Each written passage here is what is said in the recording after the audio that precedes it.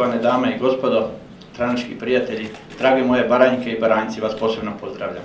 Obzirom da dolazim iz Baranje, ja ću, evo ovaj moj kratak govor, na neki način fokusirati na probleme Baranje i Baranjaca, a oni zasigurno nisu mali, mogu reći da su veći nego ikada što su prije bili. Stanje u Baranji više je nego teško. Lijepa i bogata Baranja danas se spominje još samo u pjesmama. Stvarno stanje na terenu je sasvim drugačije, sela baranjska su prazna, mladi ljudi su otišli, a gospodarstvo nam je na koljenima. Mnogi Baranjci kažu da nije to ni čudo zašto je tako, s obzirom da Baranju i Baranjce u Hrvatskom saboru i u Hrvatskoj vladi već duži niz godina zastupaju, pod navodnicima, i bore se oni koji su 90. godina okupirali Baranju, koji su Baranju pljačkali i koji su iz Baranje granatama zasipali Osijek i susjedna mjesta. Krajnje je vrijeme da se ovo promijeni, krajnje je vrijeme da jednostavno Baranjci izaberu ljude koji ih neće iznevjeriti, koji ih nisu nikada iznevjerili i koji su se uvijek na neki način borili za Baranju. Stvarnost znamo da je doista drugačija i da pokušavamo, odnosno gledamo realno na okruženje i vrijeme u kojem trenutno živimo i svjesni smo svojih prednosti, svojih mogućnosti, svjesni smo činjenice da doista samo sa onim potencijalima kojima možemo kao Baranjci, kao Baranja biti konkurentni, kojima možemo biti ravnopravni ne sa Osječko-baranjskom regijom i Hrvatskom, nego cijeloj Europi, da moramo to poticati, da to moramo na neki način potencirati kako bismo zadržali mlade ljude u Baranji, kako bismo osigurali dostojan život čovjeka u Baranji.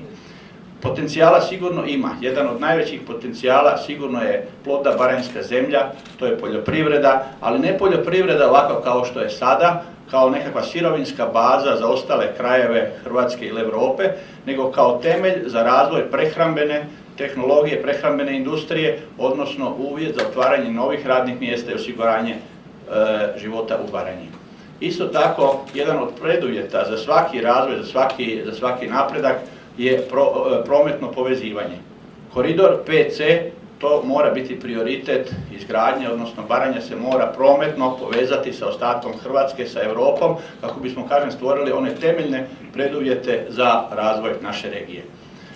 Kad govorimo o prioritetima, sigurno i o prometnoj povezanosti, sigurno moramo spomenuti i Dunav kao najveću europsku rijeku, iskoristiti potencijale Dunava ne samo kao prometne, nego kao i gospodarske, kao turističke potencijale, energetske potencijale Dunava, jer doista tu su mogućnosti vrlo, vrlo velike.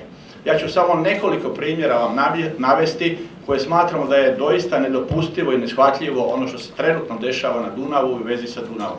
Nama trenutno Hrvatska uvozi pijesak iz Srbije koji oni vade nama pred nosom praktički tamo u Dunavu i nama prodaju. Evo imate tisuće i tisuće kubika pijeska uveženoga u batini tamo na stovarištu. Doista to smatram da je to neodrživo.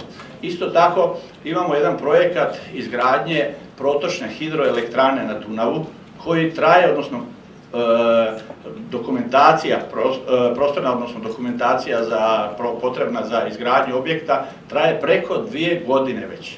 To je ono što doista moramo podhitno promijeniti, da se ti postupci ubrzaju, da se građevinske dozvole izdaju brže, jer ovako jednostavno privatni investitori jednostavno odustaju, odlaze i praktički ostavljaju nas napušteni.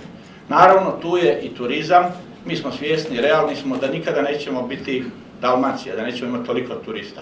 Međutim, ruralni turizam sa svim svojim segmentima, kao što je lovni, ribolovni turizam, gastro, etnoturizam i tako dalje, smatramo da može sigurno ostvariti dodatni dohodak, odnosno egzistenciju za jedan manji broj obitelji u Baranji i na neki način poboljšati stanje isto.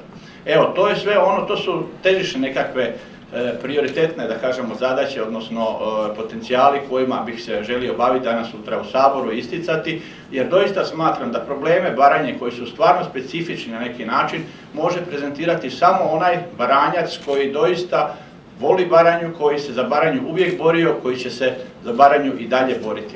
Zato pozivam sve Baranjce i Baranjke da iziđu 11. rujna na izbore, da daju povjerenje onima koji ih nikada nisu izdali. Hvala vam lijepo i živjeli.